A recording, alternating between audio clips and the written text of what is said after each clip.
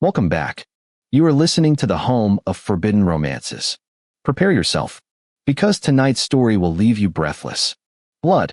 That was the first thing I tasted when Kaylin's lips crashed against mine. Not the sweetness of a first romance, but the metallic, terrifying tang of blood and ancient, rusted iron. It shouldn't have happened. We were standing in the shadowed alcove of the grand ballroom, the heavy bass of the engagement party thrumming through the floorboards like a dying heartbeat.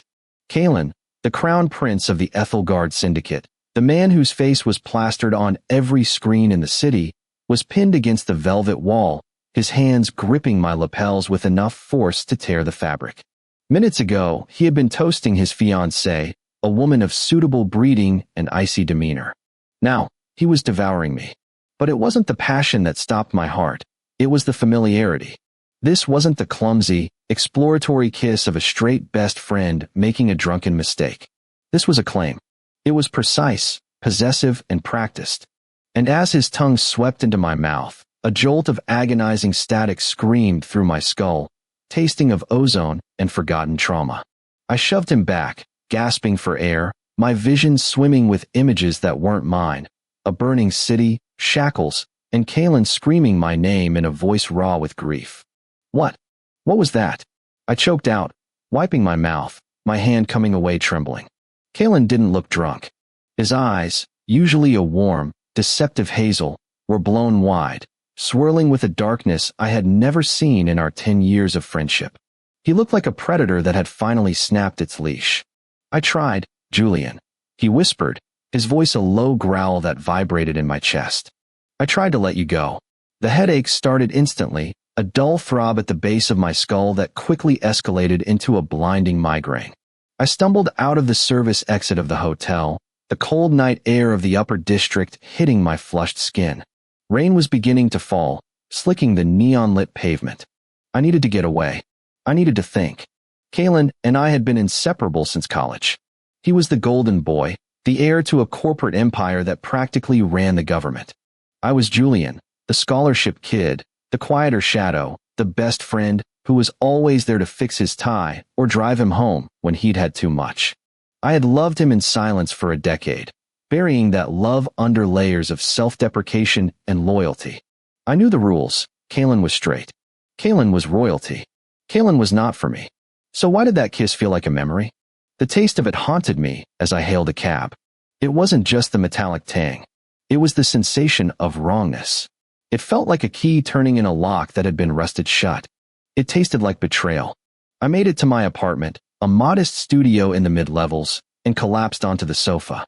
The static in my head grew louder. I closed my eyes, and the darkness behind my eyelids wasn't black. It was red. Flashback. Asterisk, I am kneeling on a cold steel floor. My hands are bound behind my back with energy cuffs that sear my skin.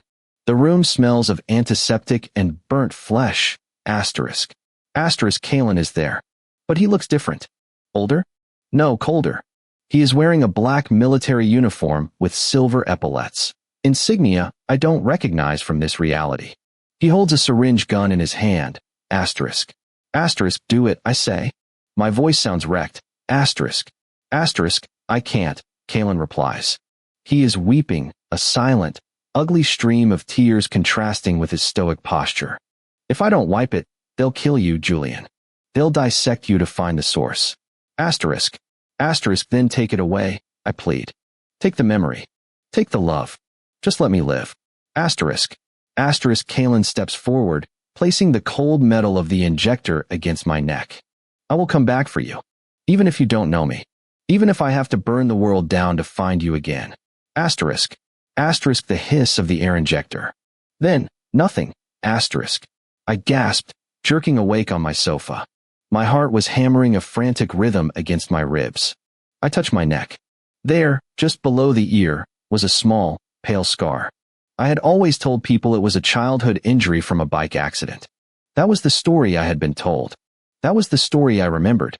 But the hallucination, if that's what it was, felt more real than the rainy street outside my window. My phone buzzed on the coffee table. Kaylin. I stared at the name, a wave of nausea rolling through me. The straight best friend narrative was crumbling. Kaylin wasn't just my friend. He was something else. and he had done something to me. I ignored the call. I needed answers, and I wouldn't get them from him. Not yet. I went to the bathroom and splashed cold water on my face. Looking in the mirror, I studied my own eyes. They looked haunted, the pupils dilated. I thought about the taste again. Asterisk copper. Electricity, asterisk. A neurosuppressant. I worked as an archivist for the Central Library, but my degree was in biochemistry. I knew that taste. High-grade amnestic blockers often had a metallic aftertaste if the dosage was beginning to fail. The kiss. The rush of adrenaline. Kaylin's saliva. It must have introduced a counteragent, or perhaps the sheer emotional shock had cracked the chemical dam, holding my mind hostage. I grabbed my coat. I couldn't stay here. If Kaylin had wiped my memory to protect me from them, and the memories were returning, I was in danger. And if Kaylin was the one who did it, he was the most dangerous of all. I decided to go to the one place Kaylin never went, the Undercity.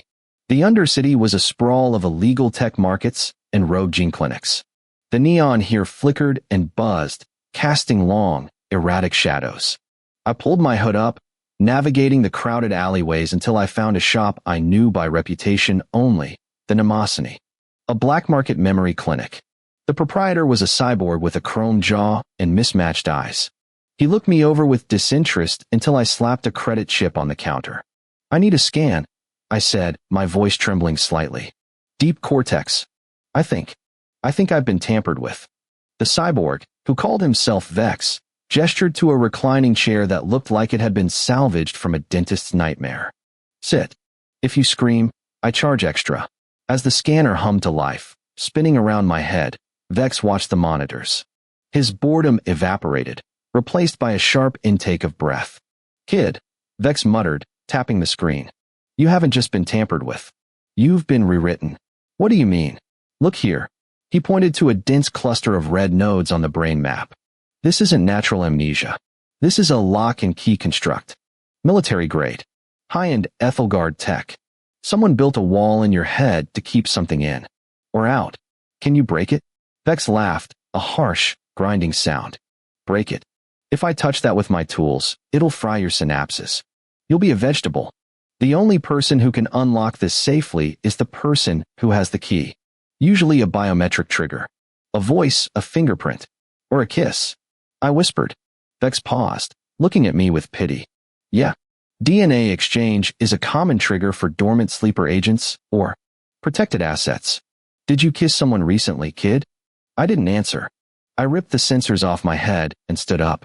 "How long has it been there?" "Hard to say. Years. Maybe 10. 10 years. The exact length of my friendship with Kaylin." I stumbled out of the shop, the rain now a deluge. My phone buzzed again. A text from Kaylin, asterisk stop running. "I can't protect you if you're not with me, asterisk." Panic flared, hot and bright. He was tracking me. Of course he was. He was Kaylin. He owned the satellites. I turned a corner into a dead-end alley, looking for a fire escape, anything. But the shadows at the end of the alley condensed, shifting and swirling until they formed a silhouette. A figure stepped out from the darkness. It wasn't Kaylin. It was a woman, tall and severe, wearing the gray tactical gear of the Ethelgard private security forces. She held a stun baton that crackled with blue energy. "Subject J7, she said, her voice mechanical. "Lord Kaylin has lost containment of the asset. We are authorized to initiate a reset." "Reset?" I backed away, my back hitting the damp brick wall. "Who are you?" "Cleaning crew," she said, raising the baton. Before she could strike, the air in the alleyway seemed to compress. A sound like a thunderclap shattered the windows above us. The woman was blasted backward, flying through the air as if hit by a freight train, smashing into the dumpster with a sickening crunch.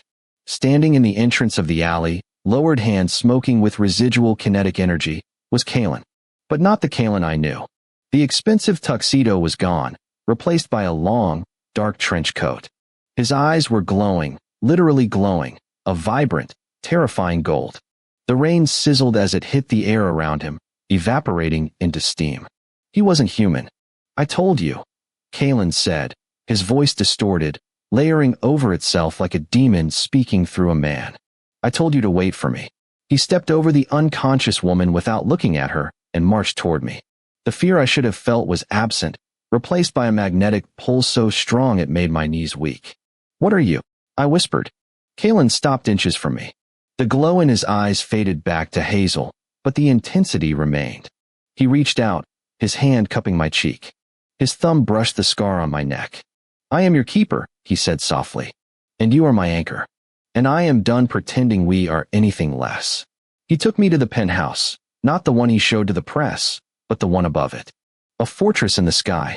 The windows looked down on the city like the eyes of a god. He poured me a drink. Amber liquid that smelled of spices. My hands were shaking so badly I couldn't hold the glass, so he placed it on the table and knelt before me. Kalen, the heir to the world, kneeling at the feet of an archivist. "Explain," I demanded. "No more lies. If that kiss was a trigger, tell me what it unlocked." Kalen sighed, looking down at his hands. "You know about the Great War? The Gene Wars. Everyone does. It was 50 years ago. It didn't end," Kalen said. "It went underground. My family. We aren't just CEOs, Julian. We are ascendants. Genetically modified humans designed to lead, to control, to dominate. We have abilities. Strength, telekinesis, persuasion." I stared at him. It sounded like a comic book, but I had seen him blast a woman across an alleyway. "And me?" I asked. "Am I an ascendant?" "No." Kalen looked up, his eyes filled with a tragic devotion. "You are a null. A genetic anomaly. Ascendants like me. We burn hot. Our power consumes us. Without a grounding force, we go insane. We burn out and die by 30. A null can absorb that excess energy. You can ground us." He reached out and took my hand. 10 years ago, they found you. The syndicate found you. They wanted to strap you to a machine and use you as a battery to power an entire platoon of ascendants. It would have killed you in months. The memory from the dream flashed back. The lab. The restraints. "You saved me," I realized. "I stole you," Kalen corrected. "I was young, arrogant. I broke into the facility and took you. But I couldn't hide a null. Your signature is too unique. So, I used an experimental technique. I locked your biology. I suppressed your null gene. But doing so meant wiping your memory of everything before that moment. You had to believe you were normal. You had to believe I was just a friend." "And the marriage?" I asked, the hurt seeping back in. "The fiancé?" Kalen grimaced. "Political camouflage. The syndicate suspected I was hiding something. If I married a high-ranking ascendant female, it would prove my loyalty. It would buy us time. So why kiss me?" I asked, my voice cracking. "Why break the seal now?" Kalen stood up, pacing the room, his agitation palpable. "Because I couldn't do it. I stood there at that rehearsal, listening to the vows, and I saw you watching me. I saw the pain in your eyes, Julian. You were going to leave. I knew it. You were planning to take that job in the colonies after the wedding." I froze. I hadn't told anyone about that application. "I read your emails," he admitted shamelessly. "I knew you were leaving. And the thought of you leaving, of you being out there alone, unprotected, it broke my control. The kiss wasn't a strategy. It was a failure of will. I wanted you. I have wanted you every day for 10 years. And when I tasted you, I couldn't stop." He turned to me. "The seal is broken, Julian. The syndicate knows you're active. That woman in the alley was just the first scout. They are coming." I stood up. The fear was gone. The confusion was gone. All that remained was the truth of the last 10 years. Every moment of protectiveness, every lingering glance, every time he chose my company over a gala, it was all love. A desperate, terrified love. "So what do we do?" I asked. Kalen smiled, a sharp, dangerous expression that promised violence to anyone who threatened us. "We stop hiding. I am the strongest ascendant in 3 generations. But I was weak because I was afraid of burning out. I was holding back." He closed the distance between us, grabbing my waist and pulling me flush against him. The heat radiating from him was immense, but it didn't burn. It felt right. It felt like coming home. "With you as my anchor," Kalen murmured against my lips, "I don't have to hold back. I can burn the syndicate to the ground." "Is that a proposal?" I asked, a reckless courage rising in me. "It's a coronation," Kalen replied. He kissed me again. This time, there was no blood. No shock. Just power. I felt a circuit close between us. The static in my head cleared, replaced by a hum of pure energy. I could feel his heartbeat, his rage, his adoration. I could feel the energy flowing from him into me, and back again, a perfect, infinite loop. The taste wasn't wrong anymore. It tasted like war. And it tasted like victory. The next few hours were a blur of preparation. Kalen wasn't just a CEO, he was a warlord in a silk suit. He activated protocols, summoned loyalists, and armed the penthouse. I wasn't just watching. As the null gene reactivated, my mind sharpened. I could see the patterns in his security grid, the flaws in the syndicate's approaching formation. I wasn't just a battery, I was a strategist. "They're here," Kalen said, standing by the panoramic window. Below, black hover transports were descending from the clouds, surrounding the building. The syndicate had sent an army. Kalen turned to me. He held out his hand. "This is it, Julian. Once we step out that door, there is no going back to the archives. No going back to being just friends. You become the enemy of the state and the partner of a monster." I looked at his hand. I looked at the man who had ripped his own soul apart for 10 years just to keep me breathing. I thought about the straight best friend who had endured a decade of celibacy and lies to keep me safe. I took his hand. "I never liked that job anyway," I said. Kalen laughed, a sound of pure joy. He pulled me close, his eyes glowing that brilliant gold again. "Stay close. And if I start to glow too bright, I'll pull you back," I promised. The elevator doors pinged open. Not for guests, but for the assault team. 12 soldiers in heavy armor stormed the hallway. Kalen didn't even raise a weapon. He just raised his hand. The air in the hallway distorted. Gravity seemed to shift. The soldiers were lifted off their feet, their armor crumpling like tin cans under an invisible pressure. Kalen clenched his fist, and they were thrown back into the elevator shaft with a deafening crash. He looked at me, his chest heaving, sweat beading on his brow. The power was intoxicating, but I could see the strain. I stepped forward, placing a hand on his chest. I visualized the excess energy, the fire that threatened to consume him, and I pulled. It rushed into me, a warm current that settled in my core. Kalen's breathing steadied. His eyes cleared. "Perfect," he breathed, looking at me with awe. We walked toward the shattered elevator, stepping over the debris. The alarms were blaring, flashing red lights, painting the corridor in blood tones. "Where are we going?" I asked. "To the wedding," Kalen said, buttoning his jacket over his tactical vest. "I have a fiancé to break up with, and a father to overthrow." He looked at me, and for the first time in 10 years, there were no secrets. No walls. Just us. "Ready to rule the world, Julian?" I wiped a speck of dust from his lapel, smiling. "Only if you kiss me again." Kalen grinned, the wolf baring its teeth. "I plan to. For the rest of my life." And that is how the viper tamed the wolf. If you enjoyed seeing Julian take control of his destiny and his man, destroy that like button. And tell me in the comments, would you forgive a husband who wiped your memory to save your life?